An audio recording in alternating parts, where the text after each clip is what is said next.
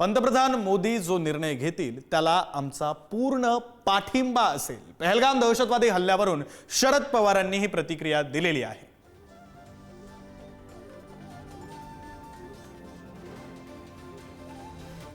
देशाचे प्रधानमंत्री आणि अन्य सरकारी यासंबंधी जी काही उपाययोजना करत असतील त्याला पूर्ण सहकार्य आम्हा सगळ्यांचं आहे आणि तशा प्रकारचं वक्तव्य सर्वपक्षीय समाजवादी या सभेमध्ये आमच्या प्रतिनिधींनी केले आणि ही भूमिका घेऊन आम्ही पुढे जाणार आहोत। कोणाचा राजीनामा अमित शहाचा मिळाला घेतलाच पाहिजे प्रधानमंत्र्यांनी, का घेऊ नये? अमित शहाच्या जागी आमच्यापैकी एखादा मंत्री असता तर आमचा राजीनामा त्यांनी मागितलाच असता आणि मागितलेलाच आहे ना।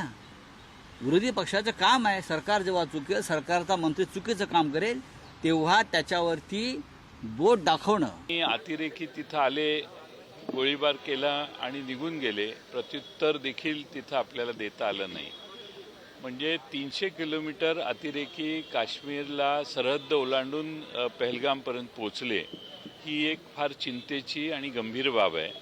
आणि 300 किलोमीटरात आणि आज ते सापडत नाहीत, हा दुसरा गंभीर मुद्दा आहे। पाकिस्तानच्या नागरिकांना आणि पाकिस्तानला पडताभुई कमी होईल। जेव्हा जेव्हा पाकिस्ताननी बेईमानी केली तेव्हा तेव्हा भारताने त्यांना चांगला सबक शिकवला आहे। आणि आता मोदीजी प्रधानमंत्री आहे, मोदीजी असा निर्णय करतील की पाकिस्तानला ना जगामध्ये कुठे जागा असेल आणि ना त्या ठिकाणी काही राहणार पाकिस्तानजवळ।